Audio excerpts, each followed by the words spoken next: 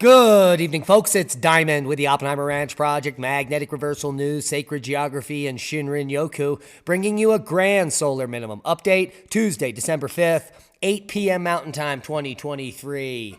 A magnitude 5.1 earthquake shook the Big Island of Hawaii on Monday evening.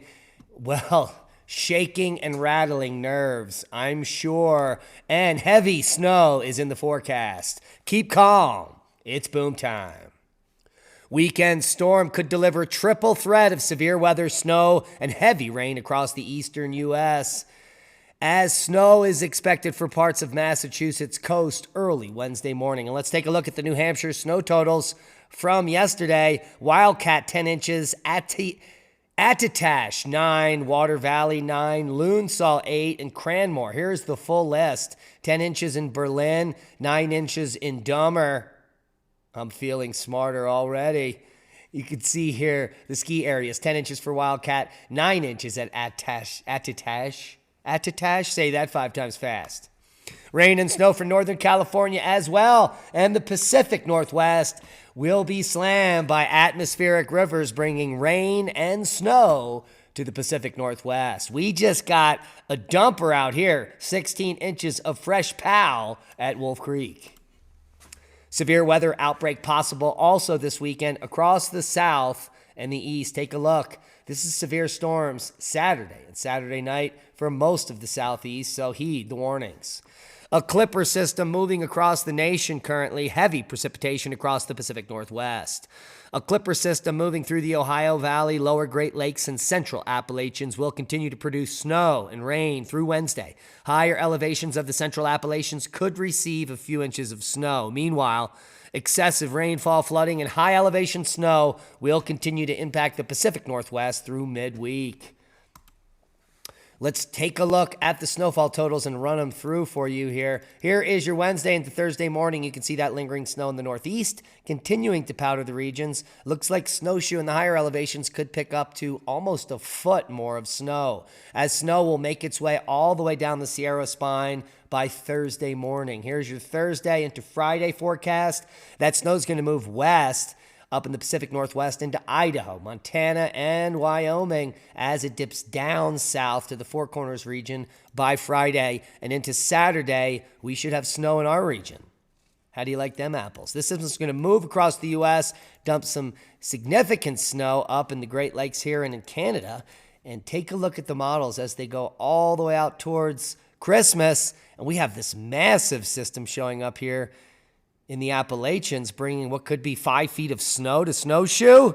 Well, stay tuned as the models are far out. And take a look at this. Europe thought it was out of the woods, but very heavy snow has closed down an entire airport once again. Over the last week, the south of Germany has several nearby countries have dealt with days of heavy snowfall. The storm that descended on München over the weekend of December 2nd and 3rd blanketed the city with record-breaking snow totals, 17 inches of snow, and also sowed significant chaos into those who need to leave or enter the city. After a day of flight cancellations through Saturday and Sunday, München International Airport reopened briefly, only to shutter again by Tuesday. And that was their lose day. Announcing freezing rain during the night, air traffic was suspended until 12 noon, Tuesday, December 5th. So back-to-back cancellations in South Germany. Aftershocks expected after a magnitude 5.1 hit the Big Island of Hawaii. A magnitude 5.1 shook the Big Island of Hawaii Monday evening with an epicenter at Kilauea Volcano, 9 miles outside the town of Volcano, according to the USGS. There was no risk of tsunami as it was on land. The quake was felt across the island, and 1,100 people, in fact, reported feeling the shake with the USGS. It hit at approximately 5:54 p.m. local time with a depth of just 1 mile, and this could be signs that Kilauea is about to erupt again. Take a look at there, some of that seismic activity in the Big Island with those aftershocks as aftershocks continue in the Philippines, as we would expect from such a large event. Overall, no large seismic activity, which is good news as the coronal hole is no longer geo-effective. Worldwide volcano news update. We have Popo, Dukono, Sabancaya, and many others. Nothing significant. Dukono to 8,000, Popo to 20,000. Sabancaya, some strong emissions today to 29,000 feet. But overall, normal activity. Luwotolo, 6,000 foot puff. Fuego to 14. Krakatoa still active with puffs and explosions to 7,000 feet. As we do have an update on Merapi, some more activity there. Still explosions to 14,000 feet. And here we can see some of that activity from Anak Krakatoa in the Sunda Straits of Indonesia. Here are the currently erupting volcanoes worldwide as of yesterday, and pretty normal activity worldwide. Here is the space weather, Discover Solar Wind, showing telemetry acting very strange in the last 12 hours. The coronal hole stream never amounted to much. It did peak above 600 kilometers per second, but there was very little in the way of auroral activity. KP stayed at 3.5 for most of the day yesterday. And we do have some more activity on the sun due to some sunspots that are peppering the disk. Let's take a look at those all over. 1, 2, 3, 4 active regions with over a dozen tiny spots there. And today, solar activity reached moderate levels thanks to multiple low-level M flares detected around newly assigned region AR3513 in the northeast quadrant. Right there, we can come take a look at that and see how it's developed in the latest HMI intensity and see if it is still a looming threat. Just looks like a plage at this point right there. So that's where the activity was coming from earlier today. And that is the solar update. Nothing much going on. 3-day geomagnetic forecast is all calm on a solar max sun, which is acting very squirrely. Now, we might be sitting in a massive supervoid in space, and that could explain the Hubble tension. You know, these are the cosmologists that are baffled by everything. But when we gaze out into the cosmos beyond the borders of the Milky Way, we behold multitudes. Space is teeming with galaxies, speckled across the darkness like stars.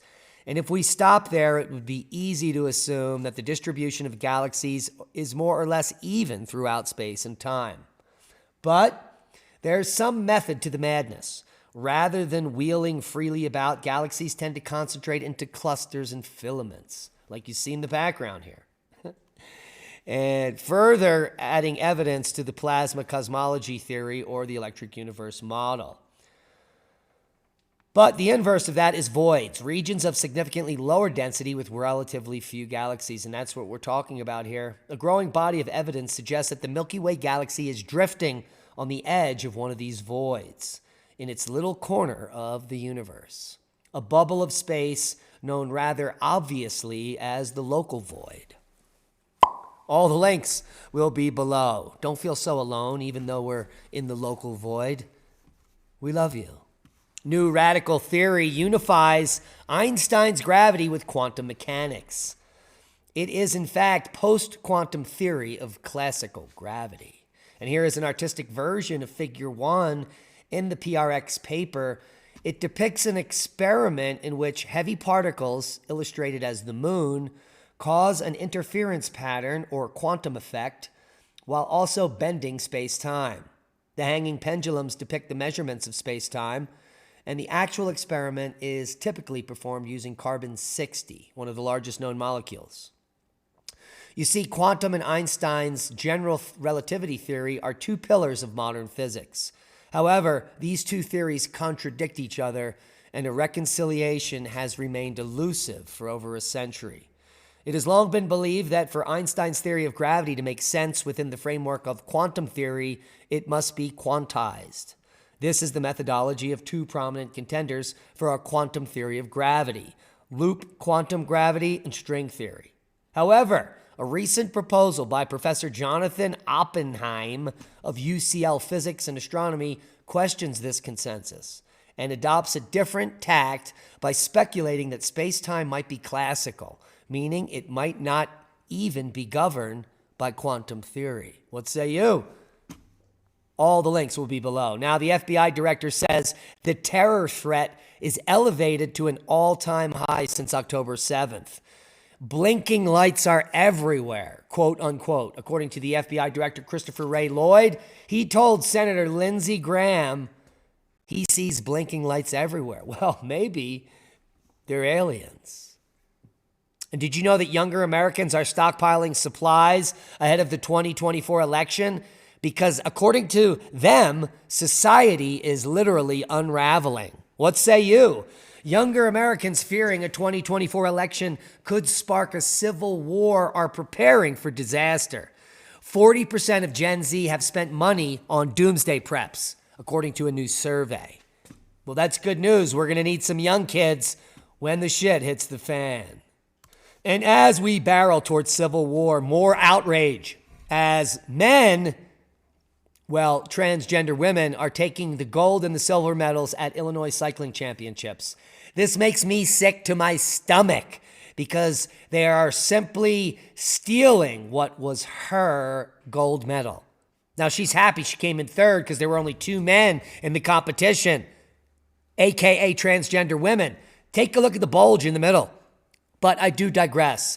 In a year or two, how many more men will be competing in these sports, ripping away all of the hard work of these women? Absolutely insane. What's not insane? Well, it is Bitcoin. $44,000, crushing the $44,000 mark just moments ago. And who is James Yu? Do you know about the explosion in the Arlington house in Virginia? Well, who is James Yu? Apparently he's a psychopath. And there's a lot of information coming out about this guy who is linked to the South Korean military or something, but complete lunatic. And his LinkedIn was scrubbed shortly after the explosion, maybe to hide the evidence. But clearly the federal government coming in to this one again and making things more confusing. Now, if you haven't seen the explosion, buckle up. It is insane. And I can get some audio on here. Watch the house disintegrate and just fall to the ground there.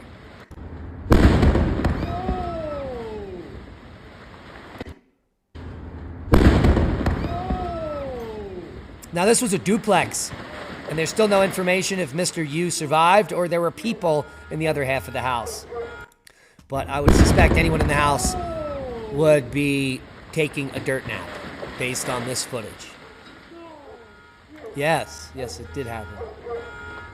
Now, police say it was a flare gun that was fired, but clearly something else is involved here.